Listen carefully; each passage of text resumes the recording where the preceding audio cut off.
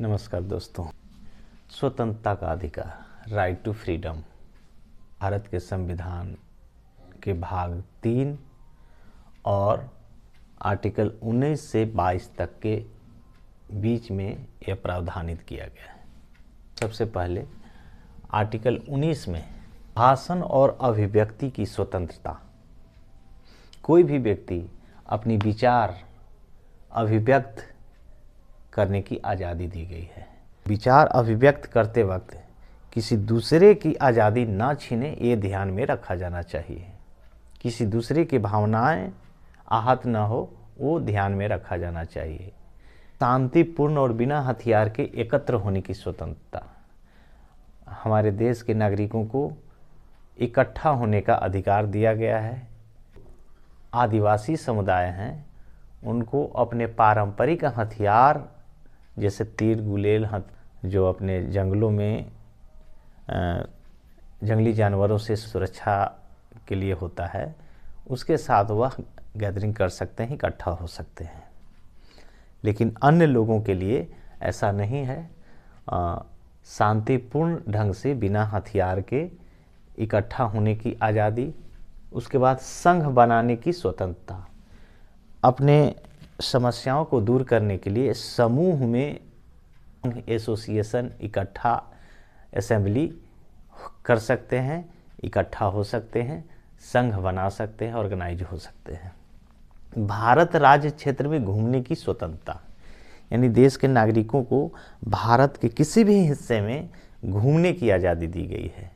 उसके बाद भारत राज्य क्षेत्र में निवास करने और बसने की स्वतंत्रता, भारत राज्य के सीमा में कहीं भी निवास करने और बसने की आज़ादी दी गई है, वहाँ रह सकते हैं। उसके बाद कोई भी व्यवसाय, व्यापार, कारोबार करने की आज़ादी दी गई है। पहले जातिगत आधार पर ही व्यवसाय करने, आजीविका चलाने का समाज में परंपरा चलती आ रही थी। कारपेंटर के बेटा ही कारपेंटर का काम करेगा, कुम्हार का बेटा ही कुम्हार का काम करेगा, चमार का बेटा ही चमड़ा का से जुड़े कारोबार करेगा, लोहार का बेटा ही लोहा से जुड़े हुए सामान बनाएगा। तो ऐसे जातिगत आधार पर जो काम था वो चलते आ रहा था और लोग बाध्य भी करते थे कि तुमको यही काम करना है। पंडित का बेटा पंडितगिरी ही करेगा। तो ये जातिगत आधार पर जो प्रोफेशन है, उनके लिए यह आज़ादी दी गई है कि बहुत ऐसे लोग हैं जो जातिगत आधार पर पेशा नहीं चुनते हैं, वो दूसरे पेशा चुनते हैं।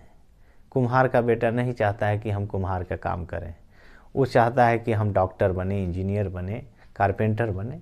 उसकी अपनी आज़ादी है, उनकी अपनी कुशलता है। तो ये आज़ादी प्रदान की गई है कि कोई भी व्यवसाय, व्यापार, कारोबार करने की आज़ादी दी गई है। अब पंडित का बेटा भी जूते का दुकान खोल रहा है और चमार का बेटा भी पंडितगिरी भी कर रहा है। तो वह अपनी अपनी आज़ादी प्रोफेशन चुनने का है और बनने का है। उसके बाद आर्टिकल 20, अपराधों के लिए दोष सिद्धि के संबंध में संरक्षण। मतलब यह कि किसी को अपराध नहीं साबित किया जा सकता है जब तक वह कानून का उल्लंघन नहीं किया हो। उसके बाद एक ही अपराध के लिए एक बार से अधिक दंडित नहीं किया जा सकता है, ये प्रावधान है। उसके बाद अपने खिलाफ गवाह बनने के लिए बाध्य नहीं किया जा सकता है। लेकिन हमारी जो वर्तमान व्यवस्था है, अब पुलिस प्रशासन की कार्यशैली है, इन्हीं प्रावधानों को सबसे ज़्यादा हनन करती है और सबसे ज़्यादा इसका दुरुपयोग करती है, उल्लंघन करती है। आर्टिकल 21, प्राण और दैहिक स्वतंत्रता का संरक्षण। मतलब हर व्यक्ति को अपने प्राण रक्षा करने के लिए, अपनी शरीर की सुरक्षा करने के लिए एक आज़ादी दी गई है, स्वतंत्रता का संरक्षण प्रदान किया गया है कि आज़ादी प्राण और दैहिक किसी कानून का उल्लंघन किए बिना उसकी आज़ादी नहीं छीनी जा सकती है। उसके बाद आर्टिकल 22 कुछ दशाओं में गिरफ्तारी और निरोध संरक्षण। इसके अंतर्गत कोई भी व्यक्ति को अगर आप गिरफ्तार करते हैं या गिरफ्तारी होती है तो गिरफ्तारी होने का कारण बताना होगा, गिरफ्तार होने के समय बताना होगा, 24 घंटे के अंदर किसी मजिस्ट्रेट के सामने उसे पेश करना होता है। इसके अलावा ऐसे कई और प्रावधान हैं, जैसे महिलाओं के संदर्भ में कि 6 बजे शाम से 6 बजे सुबह तक के बीच में किसी महिला को अरेस्ट नहीं किया जा सकता है, गिरफ्तार नहीं किया जा सकता है। अगर किसी महिला को गिरफ्तार करने की नौबत आती है तो उनके साथ में एक महिला कांस्टेबल या महिला पुलिसकर्मी होना अनिवार्य है। जब वह गिरफ्तार होता है तो गिरफ्तारी के बाद उसको अपना वकील चुनने का अधिकार होता है, वकील रखने का अधिकार होता है, न्याय पाने का अधिकार होता है।